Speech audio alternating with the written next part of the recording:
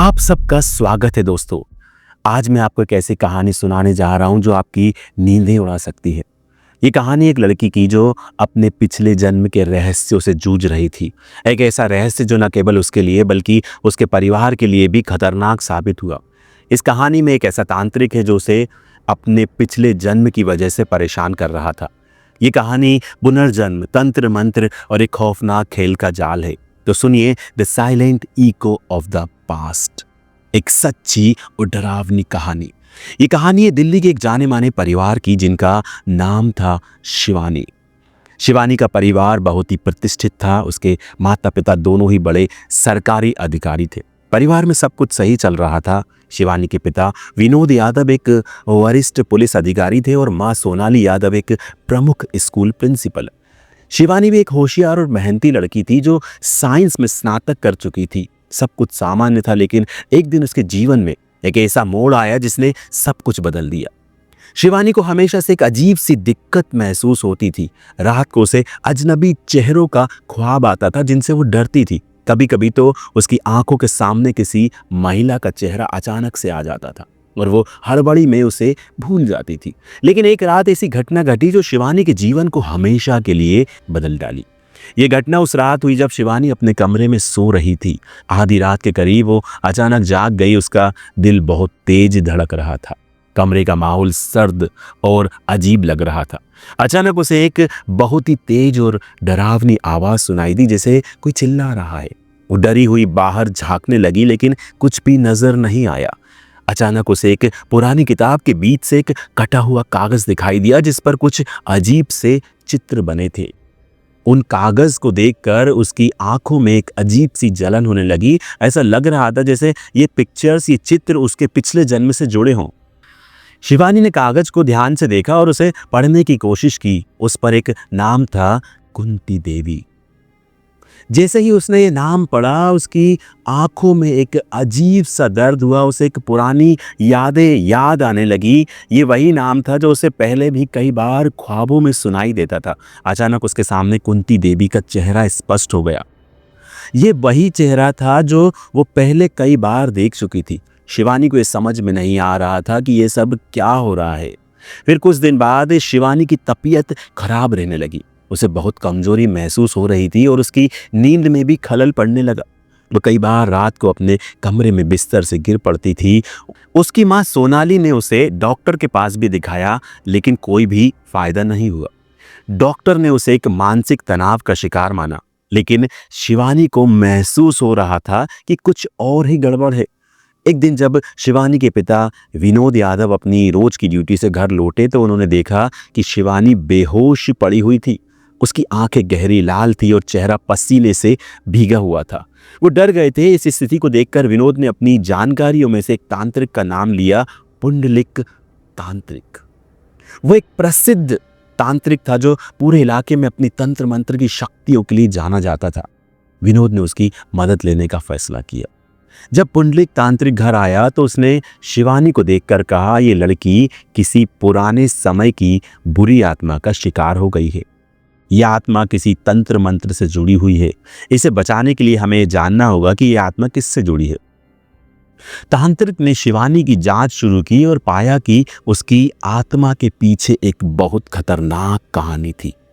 शिवानी का पिछला जन्म एक गांव में हुआ था जहां वो कुंती देवी नामक एक महिला थी जो एक तांत्रिक के तंत्र से परेशान थी। वही तांत्रिक आज भी जीवित था और उसे शिवानी के रूप में देख रहा था। पुंडलिक ने बताया कि वो तांत्रिक इस जन्म में शिवानी की जान लेने के लिए उसका पीछा कर रहा है। शिवानी को बचाने का एकमात्र रास्ता था उसे अपने पिछले जन्म के रहस्य को समझना होगा और यही रहस्य था जो उसकी जान के लिए खतरा बन चुका था। क्या वो अपने पिछले जन्म के भूतिया खेल को खत्म कर पाएगी? क्या वो उस तांत्रिक से बच पाएगी जो उसे अपना शिकार बनाने के लिए चुपके से पीछा कर रहा था? आगे क्या होगा? दोस्तों देखते रहिए इस पूरी स्टोरी को आखिरी तक। अगर आपने अभी तक चैनल को सब्सक्राइब नहीं किया है तो जरूर सब्सक्राइब करें और घंटी जरूर दबाएं। दोस्तों शिवानी के परिवार ने पुंडलिक तांत्रिक से ये जाना कि शिवानी का पिछले जन्म में एक बहुत खतरनाक तंत्र मंत्र से संबंध था। कुंती देवी, जो कि उसके पिछले जन्म की पहचान थी, एक बार एक तांत्रिक के जाल में फंसकर उसकी शिकार हो गई थी। इस तांत्रिक का नाम था रमेश बाबू। रमेश बाबू अपने तंत्र मंत्र से लोगों की आत्माओं को अपने कब्जे में कर लेता था।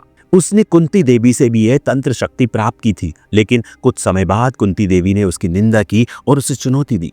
रमेश बाबू ने अपनी शक्तियों का गलत इस्तेमाल किया और कुंती देवी को बुरी तरह से प्रताड़ित किया। अंत में कुंती देवी ने अपने जीवन का बलिदान दिया, लेकिन तांत्रिक का शाप अभी भी उस पर था। रमेश बाबू ने तांत्रिक शक्ति के बदले कुंती देवी की आत्मा को बुरी तरह से जकड़ लिया था और यही आत्मा अब शिवानी के रूप में इस जन्म में वापस आ गई थी।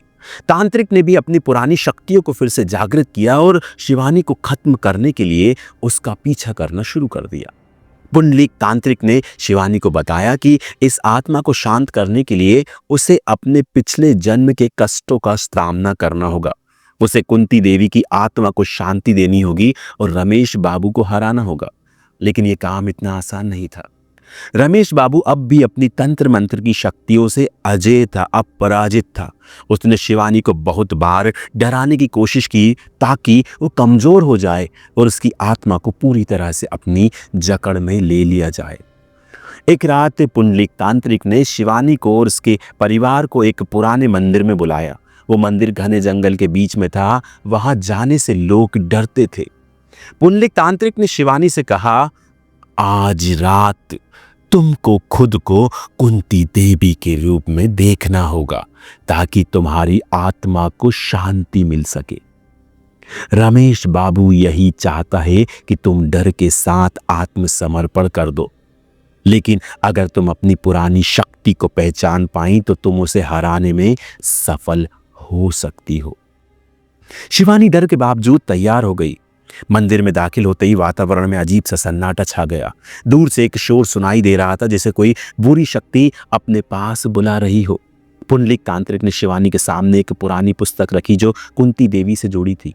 उस पुस्तक में लिखा था, जो अपने अतीत को पहचानता है वही अपने भविष्य को बदल सकता है। शिवानी ने पुस्तक को ध्यान से पढ़ा और धीरे धीरे उसे लगा जैसे वो कुंती देवी के रूप में बदल रही हो। उसे कुंती देवी के समय की यादें धीरे धीरे साफ होने लगी। वो महसूस करने लगी कि वो वही महिला है जिसे रमेश बाबू ने तंत्र मंत्र से परेशान किया था। उसकी आत्मा अब पूरी तरह से जागृत हो गई थी और जैसे ही शिवानी की आंखें खुली, एक अजीब सी शक्ति उसके भीतर समा गई। उस समय अचानक से रमेश बाबू का चेहरा मंदिर के दरवाजे पर प्रकट हो गया। वो एक काले कपड़े से लिपटा हुआ था और उसकी आंखों में लाल खून जैसा गहरा रंग था। उसके घुंघराले बालों के बीच में से उसने एक तेज नजर डाली और बोला, तुम मुझे कभी नहीं हरा सकती कुंती देवी। शिवानी पूरी तरह से दृढ़ हो चुकी थी। उसने तांत्रिक से सीखा हुआ तंत्र मंत्र पढ़ना शुरू किया। उस मंत्र की शक्ति ने रमेश बाबू को जैसे थाम लिया था। वो तांत्रिक अपनी जड़ से निकलने की कोशिश करता रहा, लेकिन हर बार शिवानी के मंत्रों ने उसे और जकड़ा। धीरे धीरे उसकी शक्ति कमजोर होने लगी और वो रुक गया। तांत्रिक की बुरी शक्तियां अब खत्म हो चुकी थी। शिवानी ने आखिरी मंत्र का उच्चारण किया और रमेश बाबू की आत्मा को शांत कर दिया। अचानक सब कुछ शांत हो गया। वो बुरी शक्ति जो कई पीढ़ियों से इस परिवार को परेशान कर रही थी, अब खत्म हो चुकी थी। शिवानी ने अपनी आत्मा को शांति से भर लिया और उसकी आंखों में अब डर नहीं था। वो जानती थी कि उसके जीवन की एक बुरी यात्रा समाप्त हो चुकी थी। अब वो अपने परिवार के साथ शांतिपूर्वक जी सकती थी। और ये सच है कि कभी कभी हमें अपने अतीत से जूझने के लिए उस अंधेरे से निकलकर सामने आना पड़ता है, जो हमारे जीवन के सबसे बड़े डर बन जाता है। दोस्तों, इस खौफनाक यात्रा का अंत यहीं हुआ। क्या आपने कभी सोचा है कि क्या आप अपने पिछले जन्म के किसी गहरे रहस्य का सामना करेंगे? क्या आप खुद को पहचान पाएंगे जब कोई भूतिया शक्ति आपका पीछा कर रही हो? इस कहानी ने हमें ये सिखाया है कि हमसे जुड़ी शक्तियां कभी खत्म नहीं होती, बस उनका सामना करने की हिम्मत चाहिए। तो दोस्तों, क्या आप तैयार हैं अपने डर का सामना करने के लिए? कमेंट करके हमें ज़रूर बताइए कैसी लगी आपको ये भूतिया स्टोरी और क्या सोचना है आपका इस बारे में।